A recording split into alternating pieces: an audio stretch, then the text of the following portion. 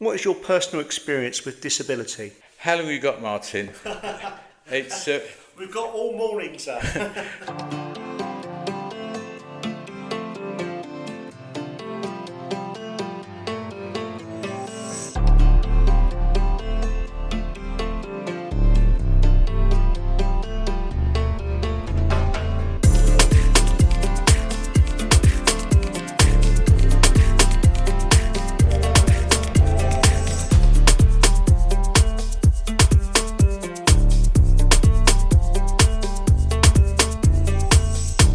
Welcome to Life Chapters Wellbeing Service, Peace Unplugged. Today I'm going to be interviewing Colin Brown, who is a parish councilor for Birchington-on-Sea. Hello, Martin.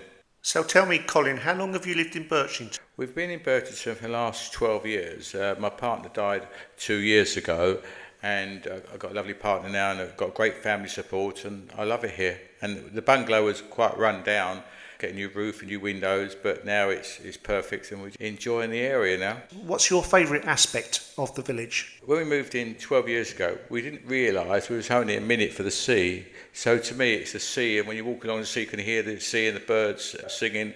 What's really best as well is a lovely village and all local shops and very nice people.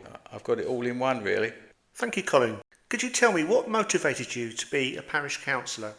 Well, Martin, about 20 years ago, I used to be a Dartford Borough Councillor and Swanscombe Parish Councillor. And when we moved in and my wife passed away, my family said, you've got to start getting involved in the community. And it was May the 4th, and I decided to stand and done some canvassing, which is quite difficult for a blind person to do, but I've got superb neighbours and family helped me.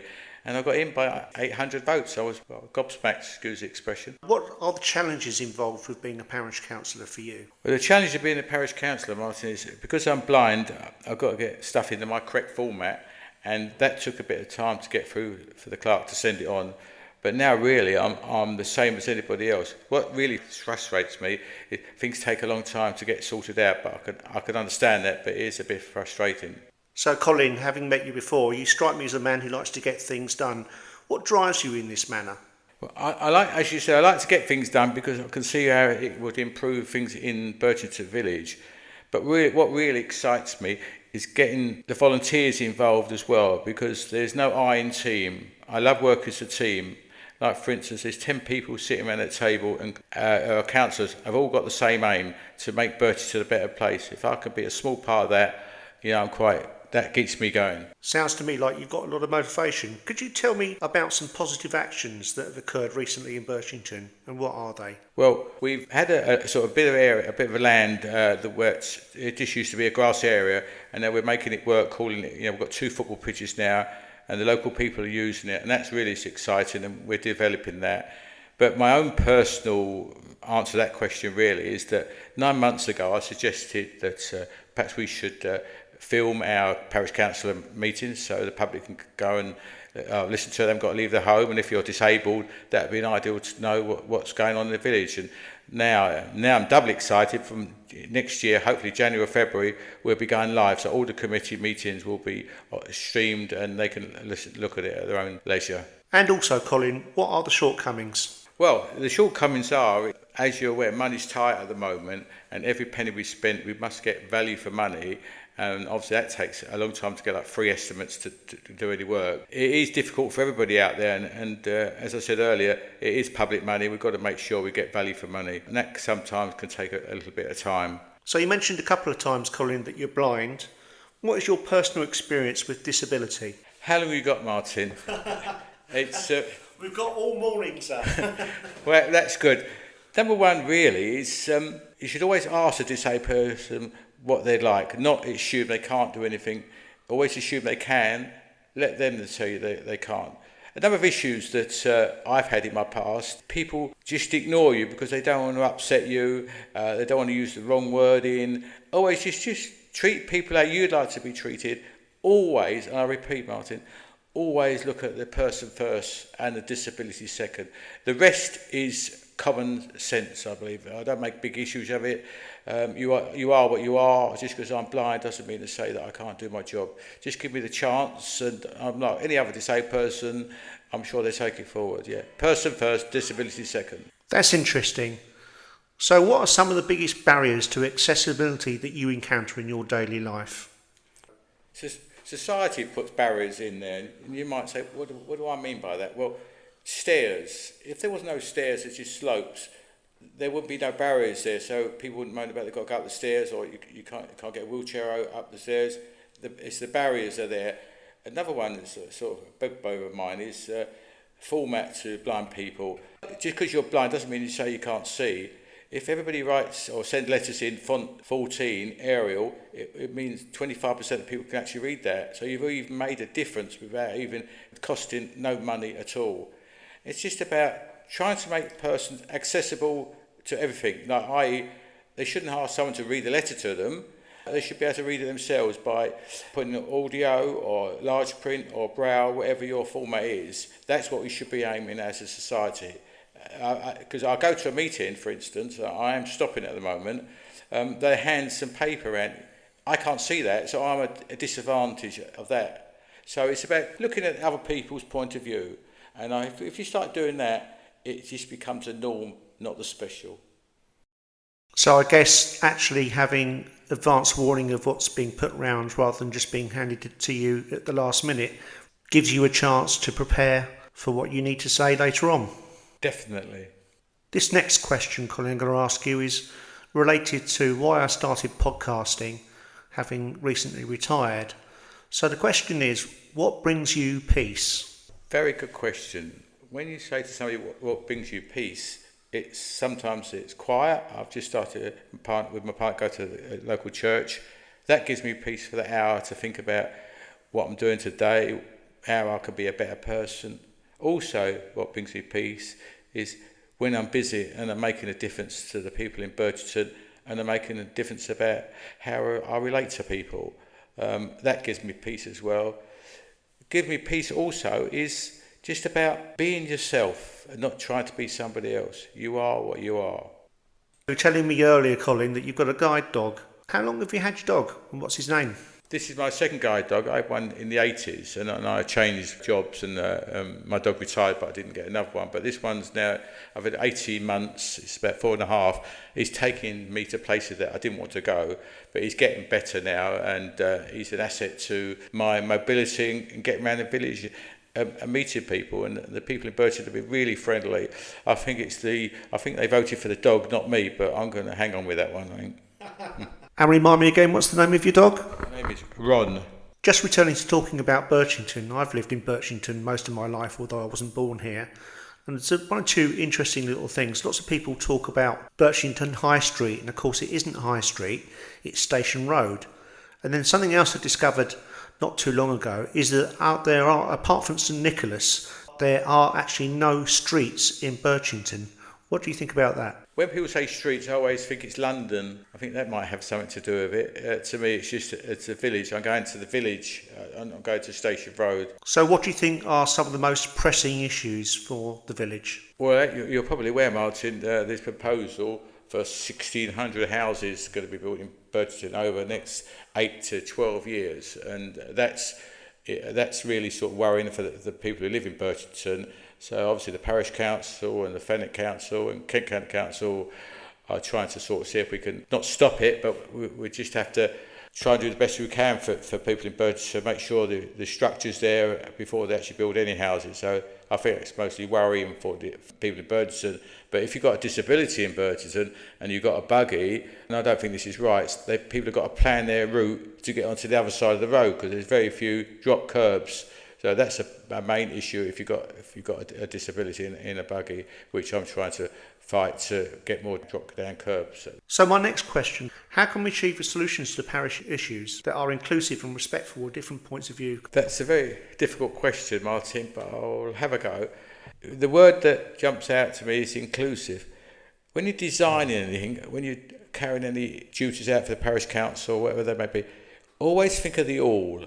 For instance, we got a magazine now, which is great, but only sighted people can actually read it at the moment. So it's about how you change that format so everybody can read it. As you know, the high street needs refurbishing, the pavements are up and down. Make sure you include everybody who's going to use the high street. Disabled people, or people with not disabilities, include everybody. Listen to people's views. You can't carry out all their wishes, but the door must be always open and encourage people to say what's on their mind. You might not agree with them, but they've got a right to say it, and make sure that you listen to them, as I said earlier, and act on it where possible.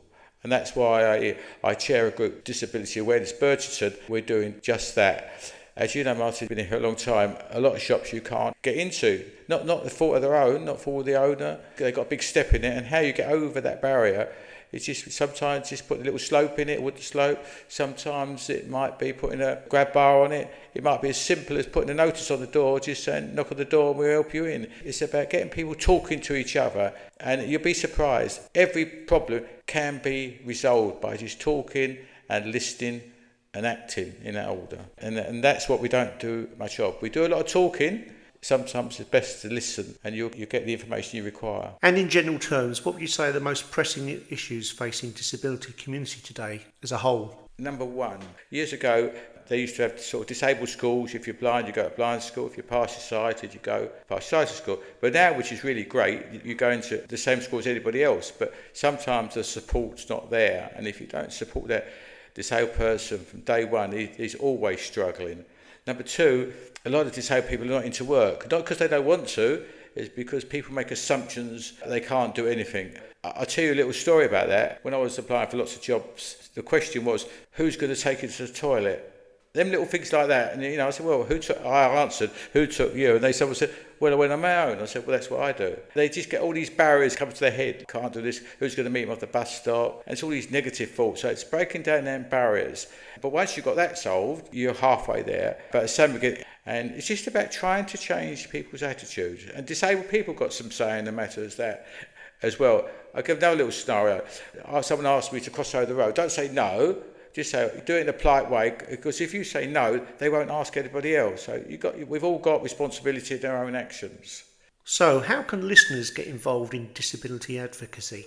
As I said earlier, I chair a group called Disability Awareness Birchington, and they can contact us and any issues we might be able to solve, but we want more disabled people coming forward. Without the information, we can't help them to help themselves. Please contact us. I would say the word, people don't like it, moan at us, so we can pass that moan down to the people who can actually make changes. So please contact us. And for you, Colin, how does disability intersect with other identities, such as race, gender and LGBTQ, etc.? It doesn't really matter what race you are, what gender you are, you should be treated the same with a disability or without a disability. As I said earlier, person first, disability second. And what are your plans for the future, and what do you hope to achieve? I've got a new partner now, so I'm hoping to sort of settle down into that, and that's going to give me a lot of pleasure as well. But trying to make a difference to Birchington. I'm going to do more listening in 2025. I think I'm doing a lot of talking, but I'm going to do a lot more listening. Don't listen to negative views, listen to positive views and take them forward. But also, be yourself. There's nothing worse than leaving a meeting and say, I wish I said that. That's my aims for next year is, as I said, listen more and be yourself, not somebody else that people want you to be. What's also really exciting for 2025, we've had our third meeting now, Health and Wellbeing Birchington. Well, we've actually changed the name now. It's Health and Wellbeing Birchington and Surrounding Villages, which is quite exciting. So we've got a new Facebook page, which is great. But what their aims are is make people more healthy and make more healthy as well. But just listen to what your body says. That could be a one Facebook page, a lot of information there.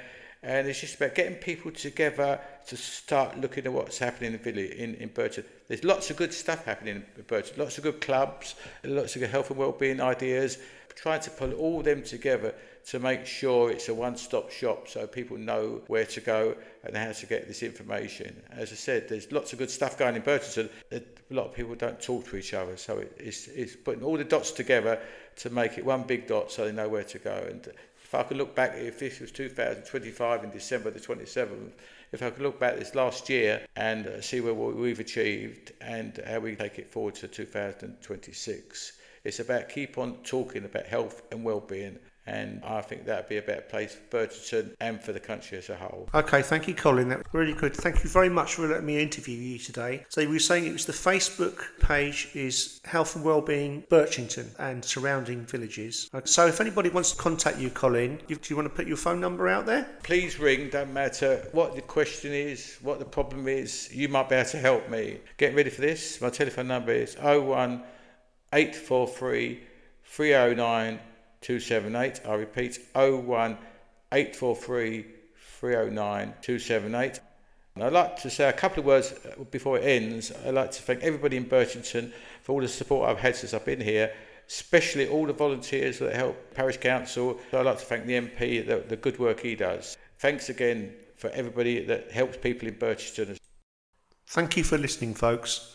If you'd like to know more about the wellbeing that I do in Birchington, on Mondays at midday 12 o'clock, there is a meditation session at the Recycle Shop in Station Road, Birchington. This also occurs on Tuesday evenings at 7 p.m.